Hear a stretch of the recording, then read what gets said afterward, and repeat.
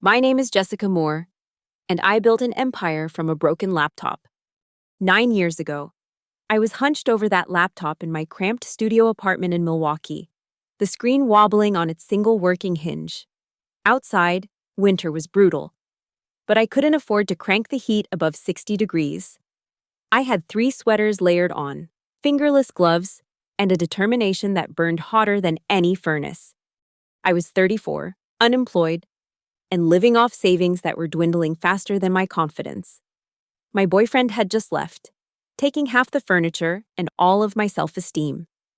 But he'd forgotten the whiteboard we'd bought together, the one that now dominated my living room wall, covered in algorithms, flowcharts, and the skeleton of what would become Signal Nest. "You're wasting your time," my mother had said during our weekly call. "Apply for a real job, Jessica. This programming thing was cute in college, but you're not a kid anymore." I hung up and turned back to my code. The AI risk assessment tool I was developing wasn't just a project, it was my lifeline. I'd seen firsthand how companies blundered into PR disasters because they couldn't predict how their messaging would land. My algorithm could scan communications, identify potential pitfalls, and suggest alternatives before they hit send. That night, I didn't sleep. The code flowed through me like electricity. By morning, I had a prototype that actually worked, clunky and limited, but alive. I called it Signal Nest. 3 weeks later, through a connection from my coding bootcamp days, I got my first chance. A multinational company was about to launch a campaign that, according to my algorithm, had an 87% chance of backfiring spectacularly. The marketing VP was skeptical of my home-brewed software, but desperate enough to run it through my system. The results stopped him cold. Signal Nest had identified cultural insensitivities, unfortunate word associations, and timing issues that would have been catastrophic. The campaign was pulled, reworked with my suggestions, and ultimately succeeded. That single success led to more clients, more revenue, and eventually, a tiny office above a coffee shop where I hired my first 3 employees, all brilliant programmers who believed in what we were building. We improved the algorithm, added features, and grew our client list month by month. By our second year, Signal Nest was the underground darling of marketing departments at forward-thinking companies. We weren't just preventing disasters, we were helping shape communications that resonated authentically with their audiences. Then came the call that would change everything. "Jessica Moore, this is Douglas Reeves from Brightspan Group." Brightspan, the marketing consultancy giant with offices in 15 countries. The company that had rejected my job application 6 years earlier. "We've been watching Signal Nest with interest." Douglas continued, his voice smooth as polished marble. "I'd like to discuss acquisition." My heart raced, but I kept my voice steady. "We're not for sale. Everyone has a price." He chuckled. "Let's at least talk numbers." The number they offered was staggering, enough to pay off my student loans, buy my parents the retirement home they deserved, and still have plenty left over. But it wasn't about the money. Signal Nest was mine, my creation, my vision, my future. "I need to think about it," I told him. That night, I called Michael Lane, a lawyer friend who had helped me with the initial business setup. "They want to buy Signal Nest," I explained. "That's fantastic. Jess, when do we start negotiating?" I'm not selling." There was a pause. "Are you sure? Brightspan is huge. They could take your technology global overnight." "And turn it into something unrecognizable," I countered. "Strip away everything that makes it special." Michael sighed. "Listen, if you're dead set against selling outright, there are other options. You could structure a deal that keeps you involved, protects your vision." "Like what?"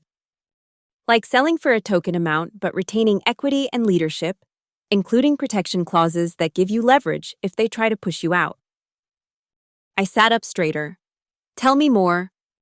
2 weeks later, I sat across from Douglas Reeves and his team of executives and lawyers, signing the papers that would sell Signal Nest to Brightspan Group for $1. The Brightspan lawyers smirked as the figure was read aloud. They thought I was naive, too intimidated by their corporate might to negotiate properly. They didn't notice Michael's small smile as we added the final signatures to the thick contract. What they'd skimmed over, buried in legal jargon and addendums, was my insurance policy. Clause 11B. If I was ever terminated without proper cause, I could invoke the clause to regain access to all product data and buy back my shares for exactly $1. They won't read it carefully. Michael had warned. Corporate lawyers skim for financial liability, not conditional reversals. Exactly, I'd replied. As we left the Brightspan offices, Douglas placed his hand on my shoulder. Welcome to the Brightspan family, Jessica. We're going to do great things together.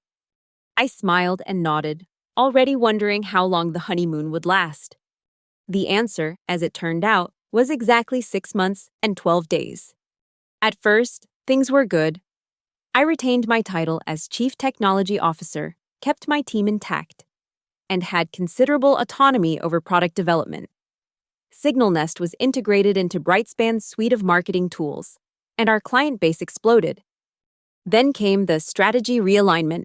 Douglas introduced his niece, Carly Reeves, during a company-wide meeting. Carly has just graduated with honors in digital communications, he announced proudly. She'll be joining us as our new product director, bringing fresh insights to our technology offerings.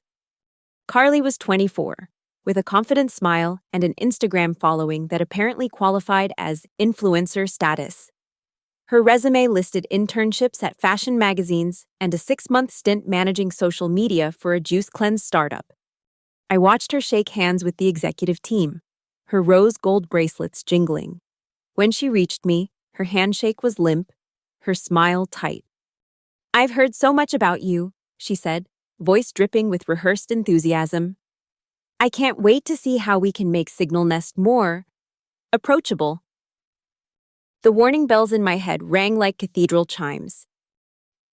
The next Monday, I arrived to find my usual 9 a.m. technical review meeting had been replaced with a brand connection circle. I walked into the conference room to find the tables pushed aside, yoga mats arranged in a circle, and Carly leading the team through breathing exercises. Jessica, she exclaimed when she saw me hovering in the doorway. Come join us. We're harmonizing our energy before discussing user interface updates. I sat through the session, watching my senior engineers shift uncomfortably on their mats as Carly talked about emotional technology and spiritually aligned user experiences. When we finally got to actual product discussion, she pulled up a PowerPoint slide showing our logo replaced by a smiling emoji wearing sunglasses. I think this better reflects our mission to make communications happier, she explained. I cleared my throat. Our mission is to make communications more effective and risk-averse, not necessarily happier. Douglas, who had silently entered during the presentation, frowned. I think what Jessica means is that we should consider both approaches. But that wasn't what I meant at all. Over the following weeks, I watched as my carefully built product was gradually dismantled and reconstructed according to Carly's vision. Technical reviews became inspiration sessions. Engineering challenges were dismissed as negative thinking. My team of brilliant developers started leaving, one by one, unable to stomach the direction things were taking. I stayed, documenting everything, every system change, every meeting recording, every financial irregularity, every user complaint about the new features. I created secure backups of the original algorithms and saved copies of the increasingly concerning internal emails. My niece has excellent technological intuition, Douglas told me during a tense one-on-one. You should try to learn from her approach. What I was learning was how quickly years of work could be undone by nepotism and ignorance. The email arrived on a Wednesday afternoon. Update meeting, 4:00 p.m. Thursday. No subject line, no context. I knew what it meant before I even walked into the room. Douglas and Carly sat side by side, with HR Director Patricia Weaver beside them, her expression professionally blank. Jessica, Douglas began, not quite meeting my eyes. We've been evaluating the direction of our technology division, and we feel that your approach is no longer aligned with our vision, Carly continued, her voice gentle, as if explaining something to a child. Patricia slid a folder across the table. This contains your separation agreement. We're offering a generous severance package in recognition of your contributions. I looked at the papers without touching them. And if I don't agree to these terms? Douglas's smile tightened. We'd strongly advise against that approach. I nodded slowly, thinking of Clause 11B, safely tucked away in the contract they believed I'd never actually invoke. I see. Security will escort you to collect your personal belongings, Patricia added. A burly security guard appeared at the door, a small smiling face tattooed on his wrist. The irony wasn't lost on me.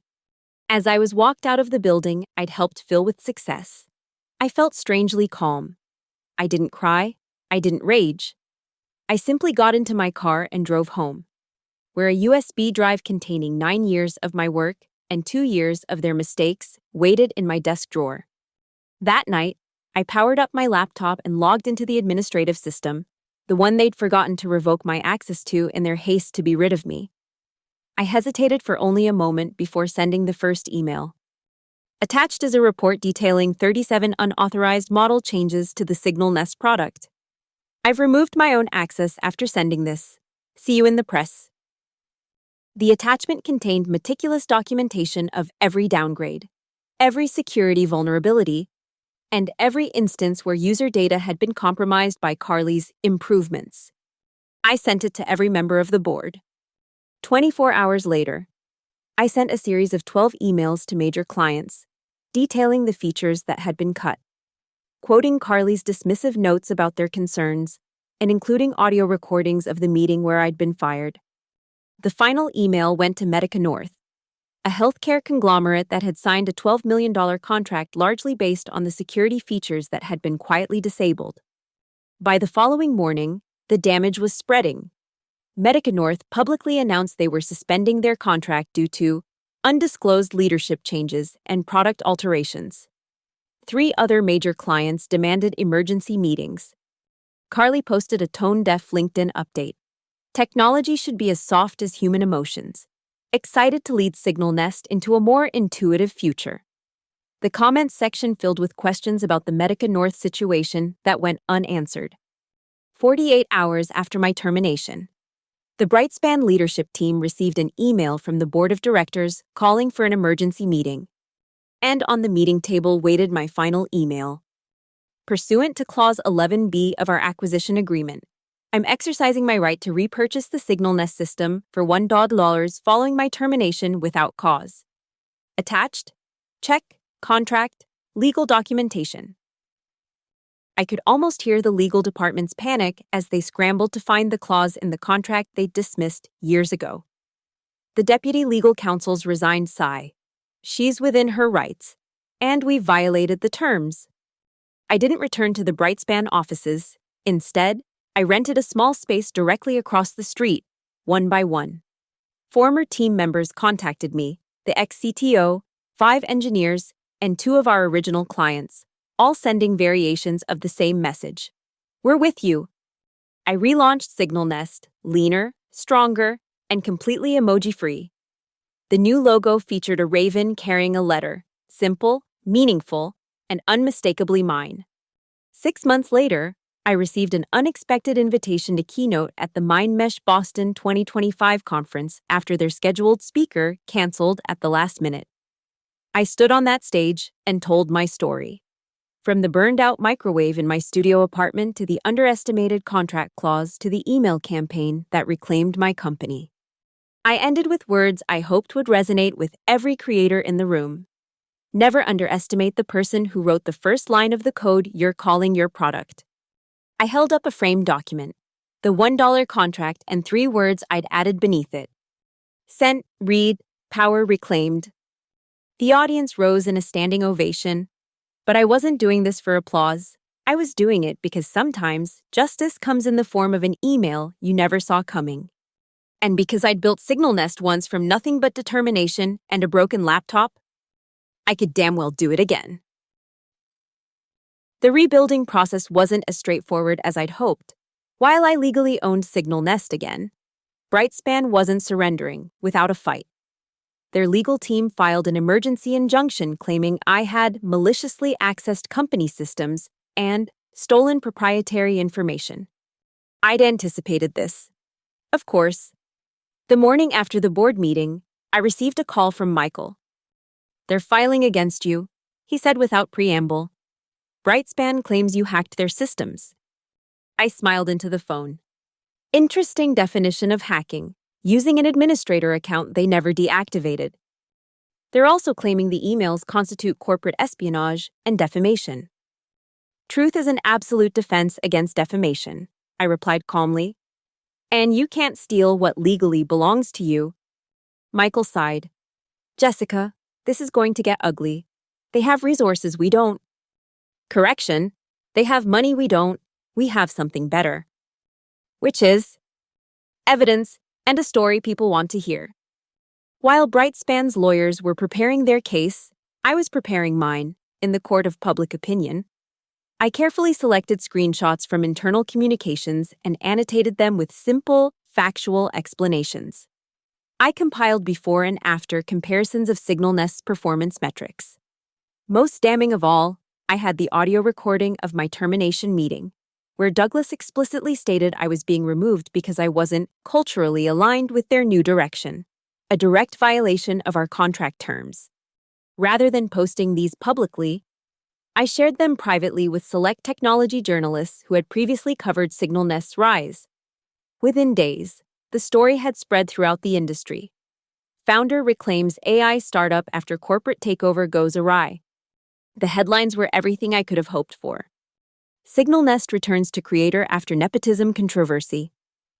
How a single contract clause saved an AI pioneer. Tech David defeats corporate Goliath with $1 buyback. The narrative was clear, compelling, and, most importantly, true. Brightspan's legal threats began to look less like legitimate grievances and more like bullying. Their stock price dipped as clients began questioning their business practices.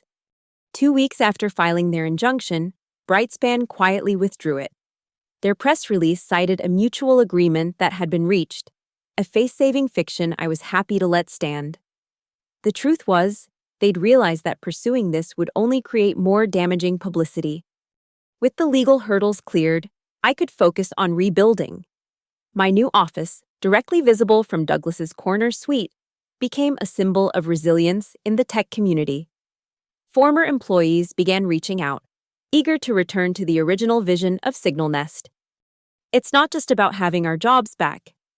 Marcus, my former lead engineer, told me as we set up workstations in our new space. "It's about building something that matters, something with integrity." I'd forgotten how much I'd missed that, working with people who actually cared about the product, not just the packaging. We spent long nights recoding, improving, and expanding the core algorithm. There was an energy in our small team that reminded me of the early days. But with a crucial difference, now we knew exactly what we were capable of. Medica North was the first major client to sign with the reborn SignalNest, followed quickly by 3 others who had grown dissatisfied with Brightspan's version of the product. With each new contract, we expanded carefully, determined not to sacrifice quality for growth. Across the street, Brightspan was feeling the pressure.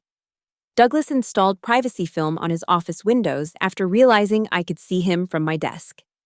Carly's LinkedIn updates became increasingly desperate, featuring buzzwords like disruptive innovation and paradigm pivot. Their version of SignalNest, hastily rebranded as SignalSphere, was struggling without the original team's expertise. 6 months after reclaiming my company, I received the invitation to keynote at MindMesh Boston.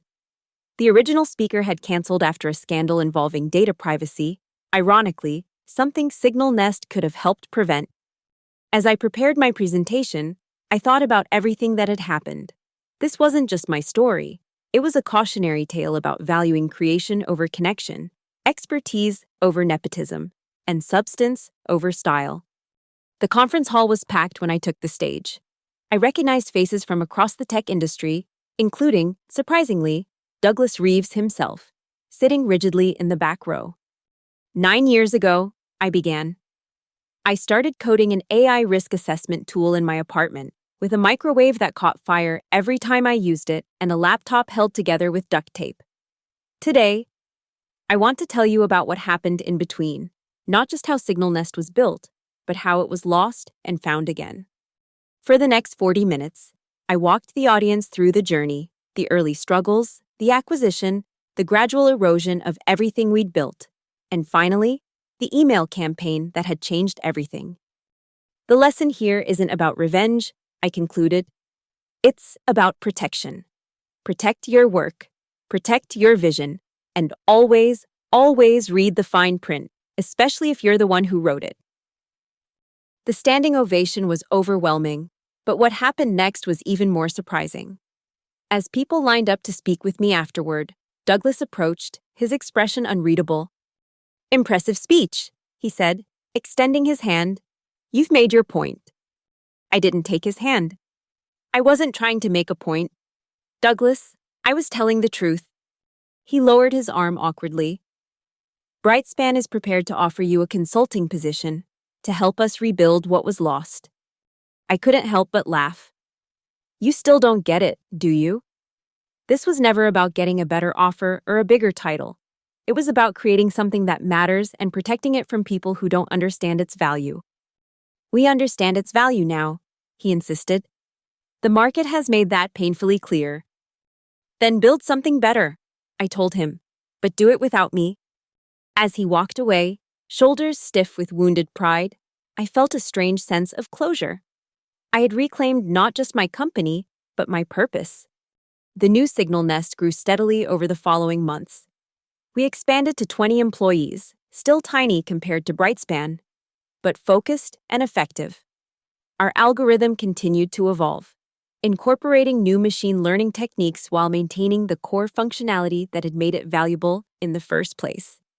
1 year after my keynote speech, we moved to a larger office, no longer across from Brightspan, but in a converted warehouse space with high ceilings and natural light. The Raven logo looked perfect against the exposed brick wall in our reception area. On the anniversary of my termination, I received an unexpected email from Carly Reeves. I almost deleted it without reading, but curiosity won out.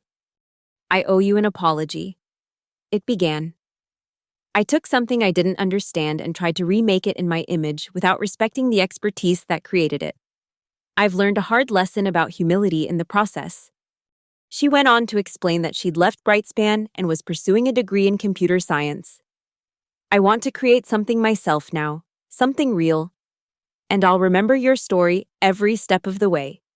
I sat with that email for a long time before responding. Finally, I wrote, "Carly, creation is hard, protection is necessary. Understanding comes with time and effort. I wish you luck with your studies. The world needs more builders who understand the value of what they make." I meant it. Despite everything, I couldn't bring myself to wish her failure. The tech world had enough of that already. Signal Nest continued to grow, but I was careful not to repeat Brightspan's mistakes. We expanded thoughtfully, bringing in talent that complemented our vision rather than trying to reinvent it. When larger companies approached with acquisition offers, and they did, with increasing frequency, I listened politely, but declined. "Not for sale," Marcus teased after one particularly persistent suitor left our office. "Not even for more than $1 this time?" I smiled, running my hand along the frame that held that famous $1 contract.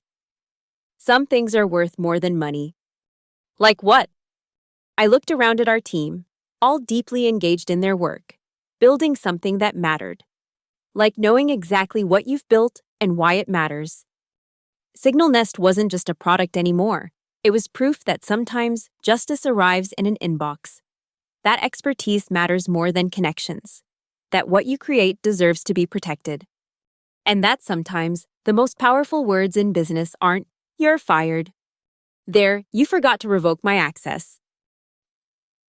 5 years after reclaiming Signal Nest, I found myself in a position I'd never imagined, turning down an offer that would have made me a billionaire. Tech Fusion, one of the largest technology conglomerates in the world, had spent months courting Signal Nest with increasingly generous acquisition proposals. Their final offer was staggering, $2.8 billion, with guarantees of operational autonomy and a seat on their global board. You'd be insane to turn this down, said Michael, now our full-time legal counsel, as we reviewed the offer in my office. This is never work again money. Fund your own space program money.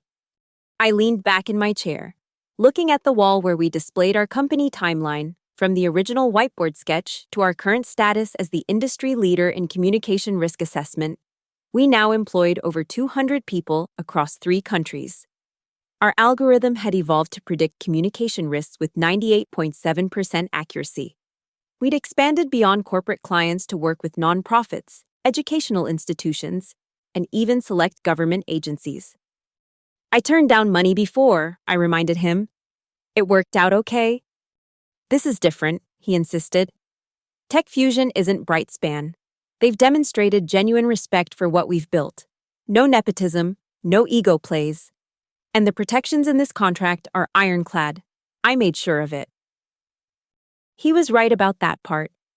The contract included every protection I could have wished for, including multiple escape clauses that would allow me to reclaim ownership under various circumstances. We'd learned from history. Let me think about it, I said finally. That evening, I walked through our office after everyone had gone home. I ran my fingers along the desks where dedicated engineers wrote code that mattered. I stood in our testing lab, where the newest version of our algorithm was being refined.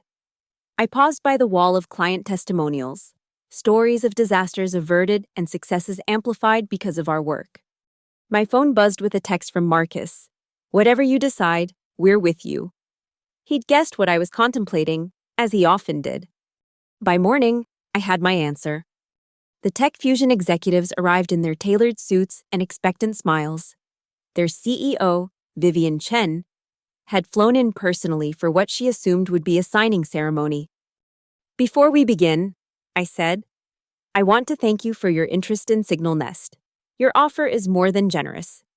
Vivian nodded, her smile widening. We value what you've built, Jessica. We want to help take it to the next level. That's exactly what I want to discuss. I continued. I've spent a lot of time thinking about what that next level looks like, and I've realized something important.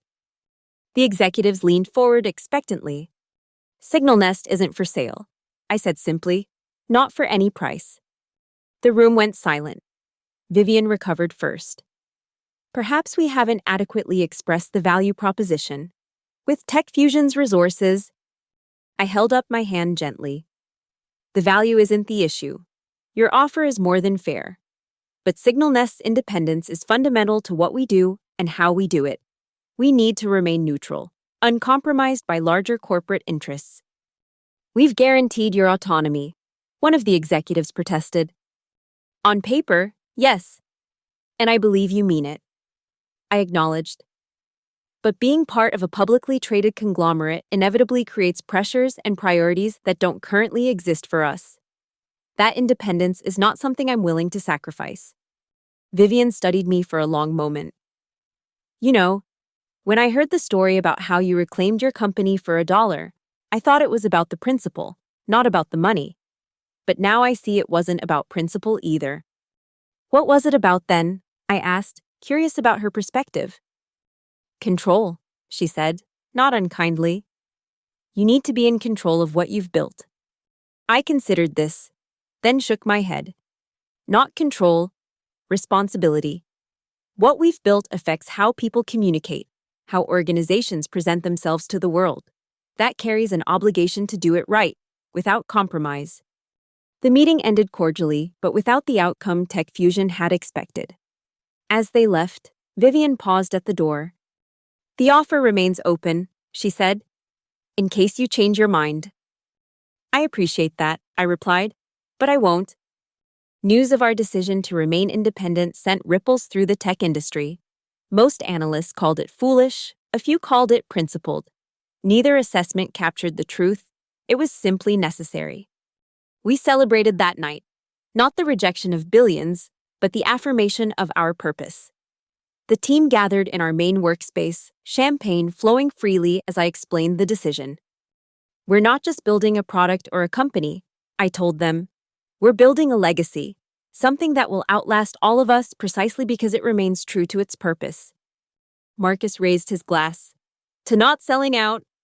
Everyone cheered, but I gently corrected him, to knowing what matters more than money. In the years that followed, Signal Nest continued to evolve. We launched a foundation that provided our tools to journalists in conflict zones, helping them communicate critical information without inadvertently inflaming tensions. We developed specialized versions for educational institutions, helping them craft messages that resonated with diverse student populations. Brightspan, meanwhile, had never quite recovered. Their version of our product languished and was eventually discontinued. Douglas Reeves took early retirement after a series of quarterly losses. I sent him a card, not to gloat, but to acknowledge the end of a chapter. Carly Reeves, surprisingly, thrived. She completed her computer science degree and founded a small startup developing accessibility tools for users with cognitive disabilities. She occasionally emailed me with technical questions, which I always answered honestly. Her apology had been genuine, and her desire to build something meaningful was one I understood all too well. On the 10th anniversary of Signal Nest's founding, we hosted an industry conference focused on ethical AI in communication. I opened the event with a keynote that reflected on our journey. A decade ago, I was coding alone in a studio apartment, convinced that technology could help people communicate more effectively and responsibly. I told the audience, today, that belief has been validated beyond anything I could have imagined. But the most important lesson I've learned isn't about algorithms or acquisitions or even email-based revenge. I paused, looking out at the faces, including many of the people who had been with me through the darkest times. It's that what you build matters less than why you built it. Signal Nest exists not to make money, though it does that too. It exists to make communication better, more thoughtful, more responsible, more effective. That purpose has survived attempts to dilute it, attempts to redirect it, and even very generous attempts to purchase it. After the conference, a young programmer approached me, clutching a notebook filled with code snippets and diagrams. I'm working on something, she said nervously. It's not much yet, but I was wondering if you might look at it, give me some feedback. I recognized the look in her eyes, the same mixture of fear and hope that had driven me for years. I'd be honored, I told her, and meant it. As she spread her notes across a table, explaining her ideas with growing confidence, I thought about all the emails I'd sent on that fateful night after being fired. They had been necessary, a calculated response to a specific wrong. But this, helping another creator bring their vision to life, this was the real legacy I wanted to leave. Not just reclaiming power, but sharing it. Not just sending messages, but making them matter. The young programmer looked up from her notes, awaiting my response to her ideas. I smiled and pulled up a chair beside her. Let's build something amazing, I said. And we did. 15 years after founding Signal Nest, I faced a decision I never thought I'd have to make, whether to step away from the company I'd fought so hard to protect. The catalyst wasn't a hostile takeover or a lucrative offer, but something far more personal. My mother, now in her 80s, had been diagnosed with a progressive illness that required specialized care. She lived in Portland, 3,000 miles from our Boston headquarters. You can't leave the company, she insisted during one of our video calls, her voice frailer than she'd ever admit. Not after everything you've done to keep it. I'm not talking about leaving permanently, I explained. Just taking a sabbatical, 6 months, maybe a year. She waved her hand dismissively, a gesture I'd seen thousands of times. Signal Nest needs you. I've managed on my own this long. But the stubborn independence that had once defined her was failing. My brother Sam, who lived nearby, was doing his best. But he had 3 kids and a demanding job of his own. The responsibility was increasingly falling to me, the daughter who had built a career 3 time zones away. Back at Signal Nest, I called a meeting with our leadership team. Marcus, now our CTO, Elena, our brilliant Chief Product Officer, Michael, our General Counsel, and Ria, our VP of Client Relations. I need to take a leave of absence, I told them simply. My mother's health is declining, and I need to be in Portland. Their faces showed concern. For me, not for the company. That alone told me how far we'd come from the days when my absence would have meant disaster. We'll handle everything, Marcus assured me. Take as much time as you need. Elena nodded. The Q3 product updates are ahead of schedule. The new natural language processing module is testing well. And the Eastman contract is locked in for 5 years. Ria added, our client base is stable. Michael, ever the pragmatist, asked the question I'd been avoiding. Will you maintain decision authority while away, or do we need to establish an interim leadership structure? I'd been thinking about this since my mother's diagnosis. I'm proposing a distributed leadership model. Each of you has domain expertise that exceeds mine in your respective areas. I'll remain available for consultation, but day-to-day decisions should rest with you. And major strategic decisions? Elena asked. Unanimous consent among the 4 of you, with me as tiebreaker only if absolutely necessary. They exchanged glances, communicating in the shorthand of people who had worked closely together for years. We can make that work, Marcus said finally. But Signal Nest is still your company. Jessica, your vision. A vision you all share, I reminded them. That's why this can work. The transition happened more smoothly than I'd feared. I moved temporarily to Portland, converting my mother's guest room into a remote office. I joined key meetings virtually, but found myself needed less and less as the team settled into their expanded roles. Signal Nest continued to thrive in my partial absence. Our new enterprise platform launched successfully. Our client retention rate remained above 96%. The team even handled a potential crisis, a competitor claiming patent infringement, with such skill that it never escalated beyond an exchange of strongly worded letters. Meanwhile, I settled into a different rhythm, mornings with my mother, accompanying her to medical appointments and helping manage her increasingly complex care. Afternoons catching up on Signal Nest business, reviewing reports, and providing feedback. Evenings often spent with my brother's family, getting to know my nieces and nephew in a way geography had previously prevented. One night, after the kids were in bed, Sam and I sat on his back porch, nursing beers and watching the Portland rain. You know what amazes me, he said. How easily you stepped back from the company, after everything you went through to keep it. I considered this.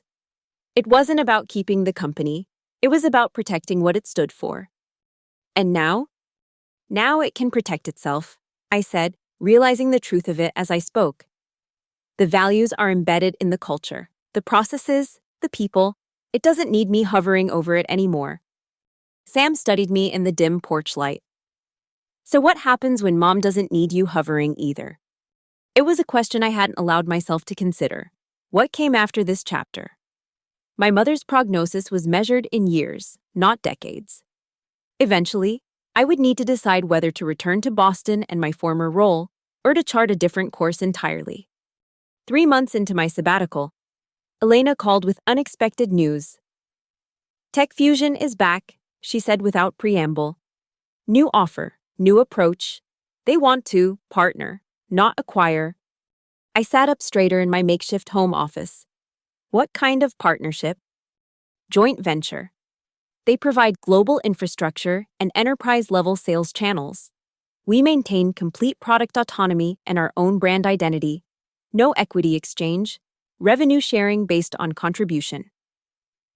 It was a fundamentally different proposition than their previous acquisition attempt, an acknowledgement that Signal Nest's independence was non-negotiable. What does the team think? I asked. We're intrigued, Elena admitted. Their reach could help us scale into markets we've struggled to penetrate, but we wanted your input before proceeding. Send me the details, I said. Let's see if they're sincere this time. The proposal arrived an hour later. As I reviewed it, I was surprised by its thoughtfulness. Tech Fusion wasn't trying to absorb us. They were proposing a genuine collaboration that respected our autonomy while leveraging their global presence. I arranged a video call with Vivian Chen the following day. This is a very different approach, I noted after pleasantries were exchanged. She nodded. We've been watching Signal Nest operate without you at the helm these past months. It's impressive. Most founder-centric companies would falter. But yours has continued to innovate. That's because it was never about me, I replied. It was about the principles we built into the company. Precisely, Vivian said. And that's why we've changed our approach. We don't need to own Signal Nest. We need to work with it. The partnership, if we accepted it, would open doors previously closed to us, particularly in Asian markets where TechFusion's presence was strong. Our technology would remain ours, but it would reach more people, solve more problems. I'll discuss it with the team, I promised. Of course, Vivian replied. But I should note, this offer is contingent on your continued involvement with Signal Nest, in whatever capacity you choose. Your reputation in the industry matters to our clients. After we disconnected, I sat staring at the rain-streaked window of my mother's house, thinking about legacy and partnership and the nature of control. That evening, I joined a video call with our leadership team to discuss the TechFusion proposal. The terms are favorable, Michael acknowledged. Better than I expected. Ria nodded. The market access alone would accelerate our growth projections by at least 2 years. And there are no technical compromises required, Marcus added. We maintain our development roadmap, our security protocols, everything. Elena, always the most cautious, spoke last. It's a good deal on paper, but partnerships require trust. After everything that happened with Brightspan, TechFusion isn't Brightspan, I reminded her. And we're not the same vulnerable startup we were back then. So you're in favor? Marcus asked, sounding surprised. I considered my response carefully. I'm in favor of exploring it further, but the final decision should be yours collectively. You've been running Signal Nest these past months and doing it well. Trust your judgment. We value your input, Ria insisted. This is still your company. Is it? I asked quietly. Or has it become something larger than any one person's vision? The question hung in the digital space between us, unanswered but acknowledged. Over the following weeks, we conducted due diligence on the TechFusion proposal. Their technical teams met with ours. Their lawyers met with Michael. Their regional heads discussed market strategies with Ria.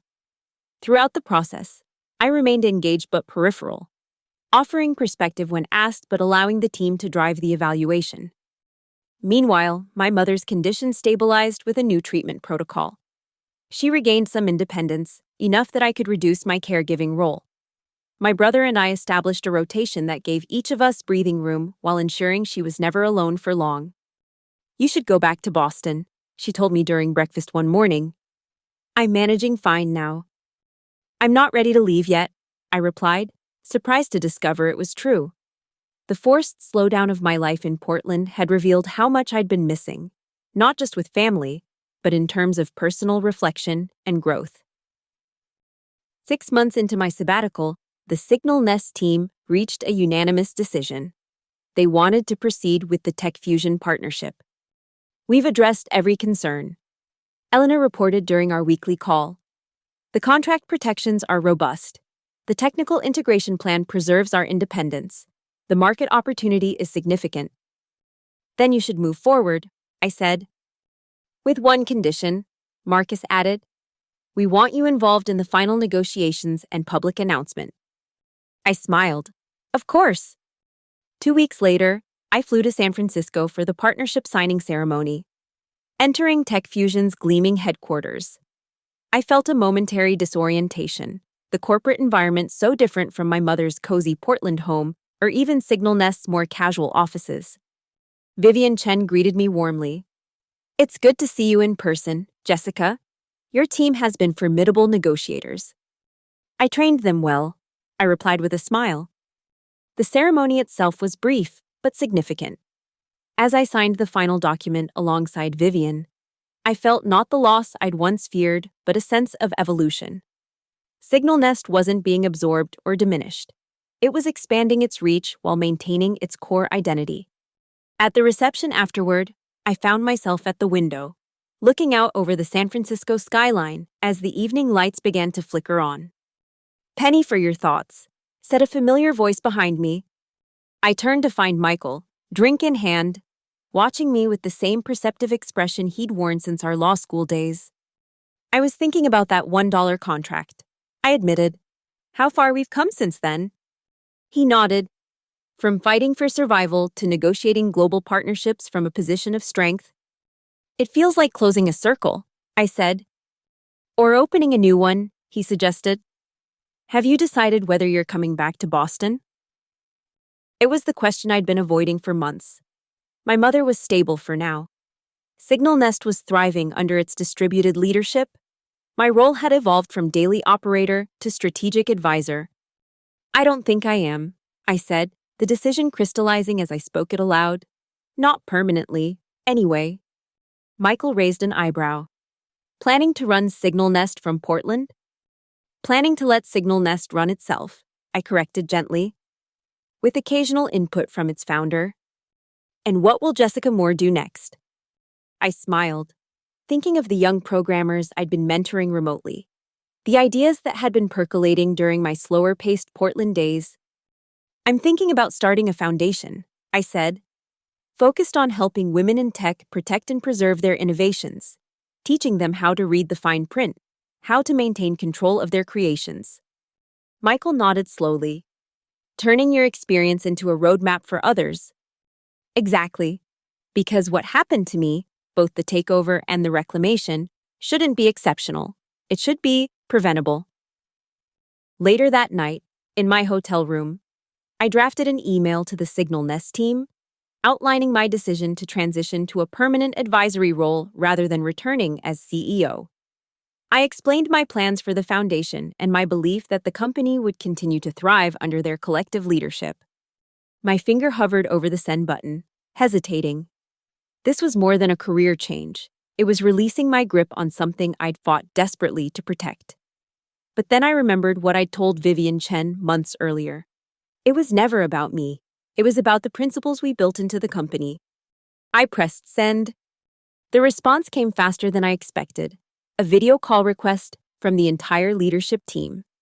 When I accepted, their faces appeared on my screen, all wearing expressions I couldn't quite read. We just read your email, Marcus began. And we want to make a counter-proposal, Elena continued. They outlined their idea. I would remain Signal Nest's chairperson and public face, working remotely from Portland or wherever I chose to base myself. The distributed leadership model would continue, with formal titles recognizing the roles they'd already assumed. And, this was the part that surprised me, Signal Nest would provide the initial funding and organizational support for my foundation initiative. We believe in what you want to build next, Ria explained. And we think Signal Nest should help make it happen. I felt a swell of emotion I hadn't expected. You don't need me anymore, I said softly. Need? No. Marcus acknowledged. Want? Absolutely. You're still part of this story, Jessica, just in a different chapter.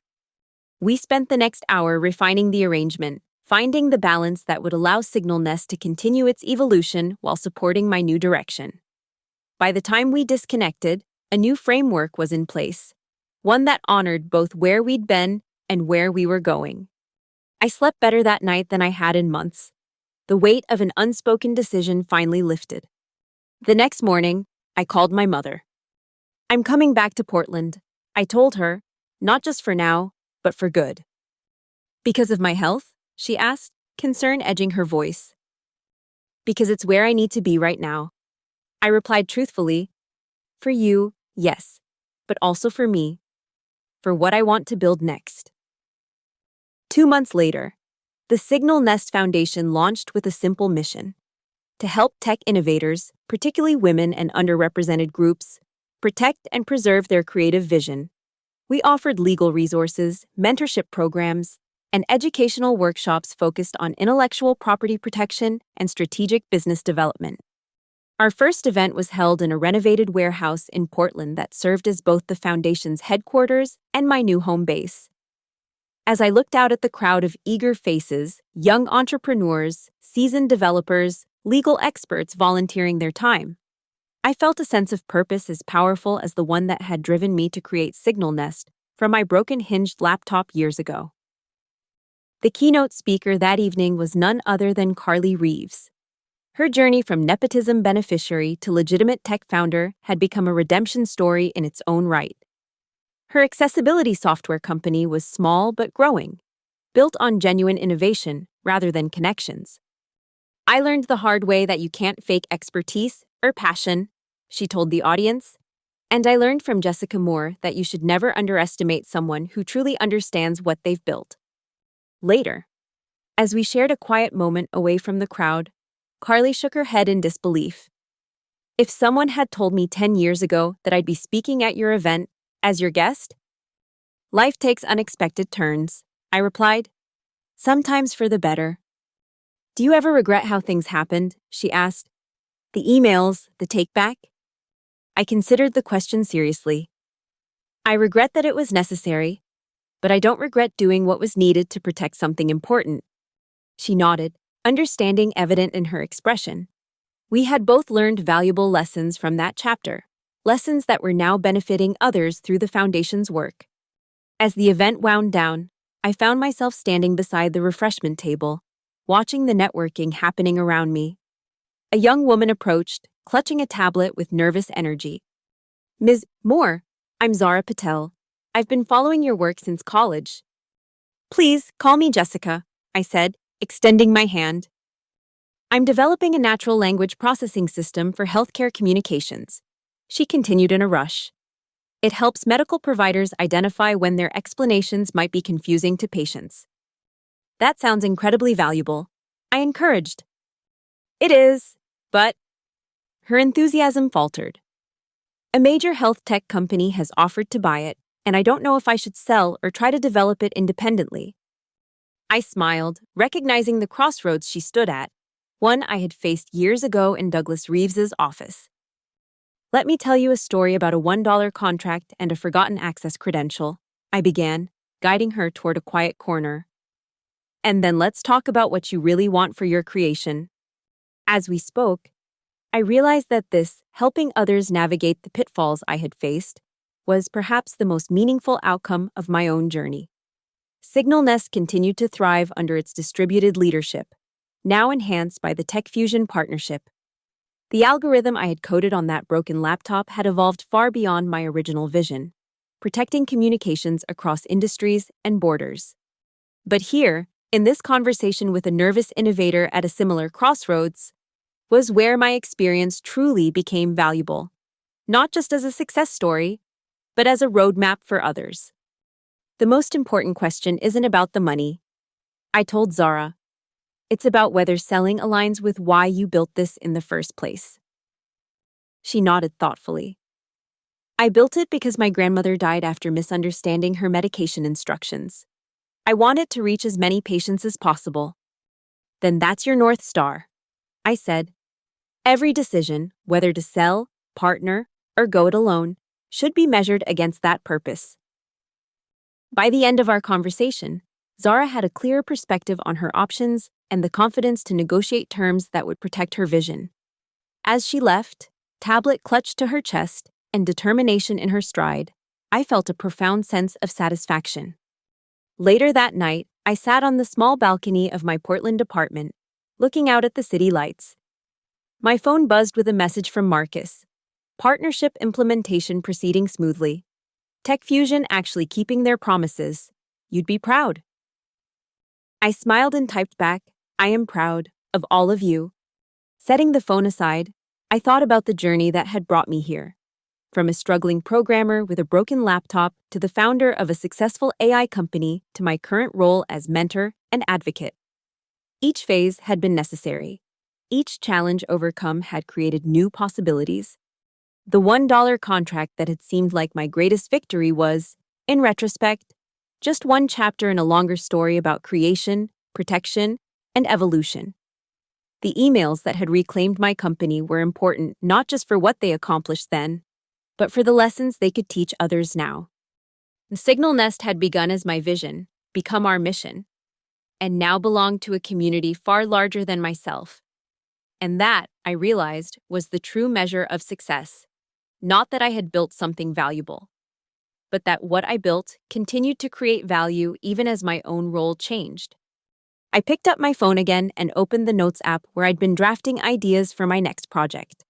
A book that would expand on the Foundation's work, offering concrete strategies for tech innovators to maintain control of their creations in an industry that often prioritizes growth over vision.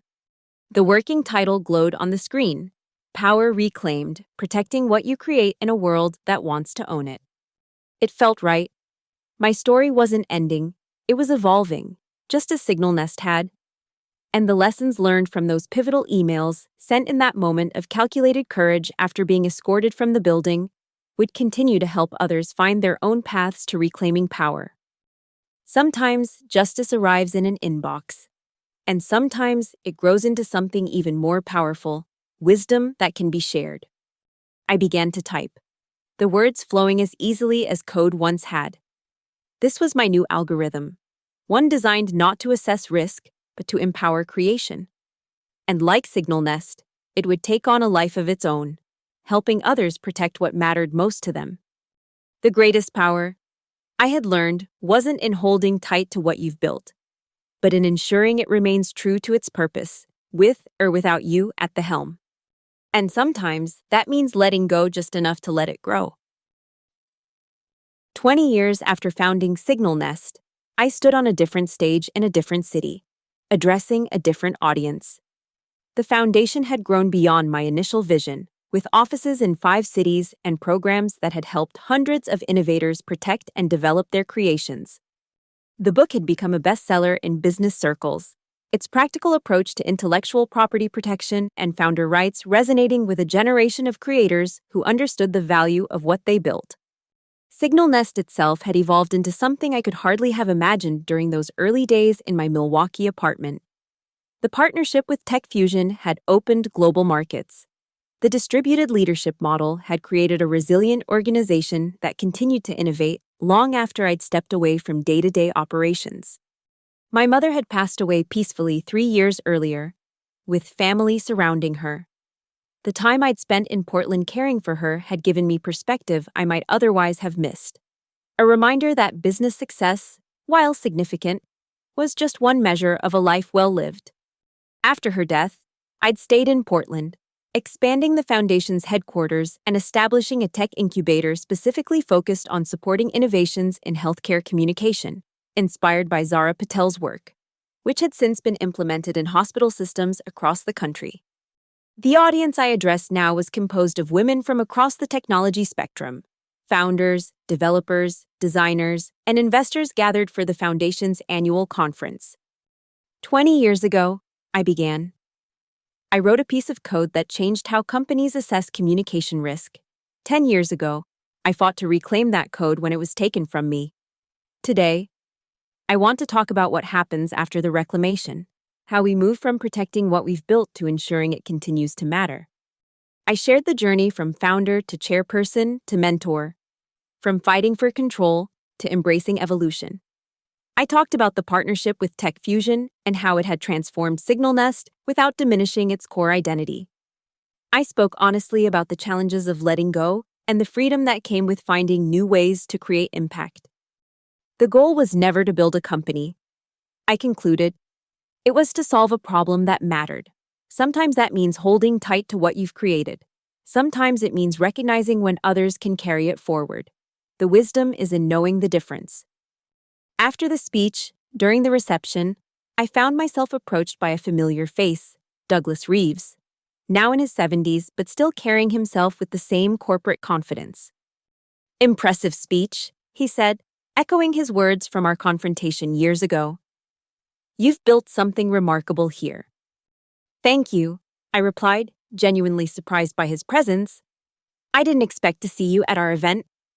He smiled ruefully. "My granddaughter is one of your foundation fellows. She insisted I come hear you speak." I followed his gesture to where a young woman in her 20s stood chatting animatedly with several other attendees. "Carly's daughter?" "No, my son's child. Sophia. She's developing an AI ethics framework. Quite brilliant, actually." Pride softened his features. "She grew up hearing the Signal Nest story, your version, not mine, and it made quite an impression." The irony wasn't lost on either of us. Life takes unexpected turns, I said, repeating what I'd once told Carly. Indeed it does. He hesitated, then continued. I was wrong. You know, about Signal Nest, about you.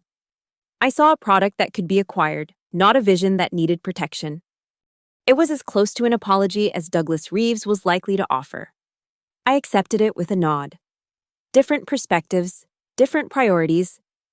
Your priority was preservation, he observed. Mine was acquisition. In the end, your approach proved more sustainable. As we parted ways, I reflected on how completely the tables had turned. Brightspan Group had eventually been acquired by a larger conglomerate, its brand subsumed and its identity diluted. Douglas had retired, his corporate legacy largely forgotten. Meanwhile, Signal Nest had maintained its independence and purpose, growing not through acquisition, but through partnership and innovation. Later that evening, back in my hotel room, I received a video call from Marcus, Elena, Ria, and Michael, the original leadership team that had helped transform Signal Nest from my personal crusade into a sustainable enterprise. We watched the live stream of your speech, Marcus said. Thought we should raise a virtual toast. They each held up glasses in various locations. Marcus in Boston, Elena in Singapore, where she was overseeing our Asia-Pacific expansion. Ria in London, and Michael in New York. To 20 years of Signal Nest, Elena proposed. And to emails that changed everything, Ria added with a smile. We talked for nearly an hour, catching up on personal news and company developments. Though we no longer worked together daily, the bond formed through those crucial years remained strong. Any regrets? Michael asked as the call wound down. Paths not taken. I considered the question seriously. I sometimes wonder what would have happened if I'd never sold to Brightspan in the first place. If I'd built Signal Nest independently from the start. You might never have needed to send those emails, Marcus noted. But then we wouldn't have this story to tell, I countered. And the foundation might never have existed. So no regrets? Elena pressed. No, I said firmly. Every step, even the painful ones, led somewhere necessary. After we disconnected, I opened my laptop and pulled up a file I hadn't looked at in years. A screenshot of that first email I'd sent after being fired, the one that had set everything in motion. Attached is a report detailing 37 unauthorized model changes. See you in the press. Such simple words to have caused such seismic change. I closed the file and opened a new document instead. For months, I'd been considering a new project. Not another book or foundation initiative, but a return to my roots, a new algorithm designed to help people recover from communication breakdowns rather than just prevent them. I began to type, the familiar rhythm of coding coming back as naturally as breathing. This wasn't about reclaiming power anymore. It was about creating something new from the wisdom of experience. Outside my window, Portland's lights sparkled against the night sky. 20 years from my start in that Milwaukee apartment, I was still building, still solving problems, still finding ways to make communication better. But now I understood what I hadn't then. That the greatest innovations aren't just about the code we write or the companies we build, but about the impact we leave and the paths we open for others. Signal Nest had begun with an email assessment algorithm. It had grown into a global communication platform. It had survived a hostile takeover and thrived after reclamation. But its most important legacy wasn't technological. It was human. The story of its protection and evolution had become a blueprint for other creators fighting to preserve their vision. And that, I realized as my fingers moved across the keyboard, was worth far more than any acquisition offer or corporate title. It was worth more, even, than revenge served cold in an unexpected inbox. It was worth everything. I coded long into the night, building something new from the lessons of the past, creating not just an algorithm, but a legacy. One email, one line of code, one protected innovation at a time.